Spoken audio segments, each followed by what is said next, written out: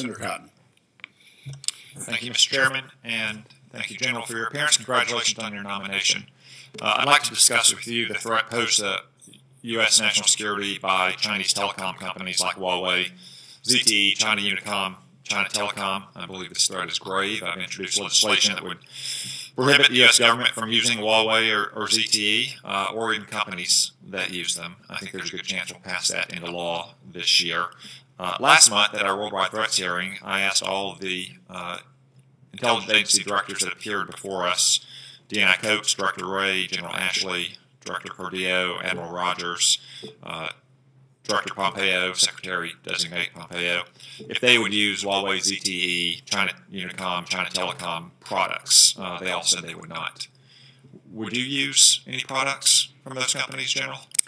I would not, Senator. Okay. You're a special case because you're about to be the director of the Signals Intelligence Agency of our government. So would you recommend to any of your family or friends that are just normal private citizens that they use products from those companies? I would not, Senator. Thank you for that. President Trump 2 days ago, using the powers that he has under current law and from the CFIUS's recommendation, stopped the attempted takeover of Qualcomm by Broadcom. It's no secret that's done in part because Qualcomm and Huawei are in a competition to establish the worldwide standards and protocols for the 5G network. The intelligence community, though not a member of CFIUS, is an ex officio member, and on something like that, it would probably be assigned to the DNI who would task it out to most likely the NSA to give advice. Do you think CFIUS and the President made the right decision to stop the attempted takeover of Qualcomm by Broadcom? So, Senator, I'm aware of the situation based upon what I've read in the public reports. I don't have any other background on this, but what I would say is our microelectronics industry is critical for us for the future. If you consider what 5G will bring to this nation, 100 times speeds of what we're experiencing today, it's hard not to imagine the importance of ensuring that we have confidence in our microelectronics industry for the future. Thank you. I am somewhat concerned that some of our allies don't share our concerns about Huawei and ZTE.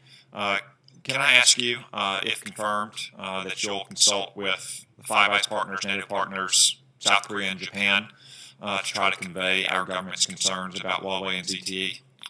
I certainly will, Senator. And maybe if we could talk about that, if confirmed, at one of your early hearings. I know you just committed 90 days in to look at the dual hat issue. If maybe 90 days in we could talk about that. Classified setting would be fine. A somewhat similar topic is the counterintelligence and security threats that could be posed by certain GPS-reliant devices, things like Fitbits and smartphones. There was a recent story in the Washington Post I suspect you saw about soldiers using Fitbits around the world. Secretary Mattis, I thought, wisely ordered a review of DoD policies and procedures regarding these devices.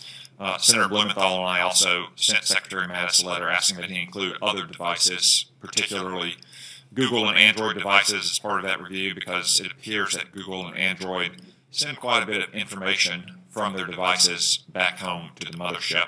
That means they track very detailed user information and precise location in order to push people advertisements. So, for instance, you drive past the same grocery store, department store every single day, pretty soon you're getting advertisements from those locations.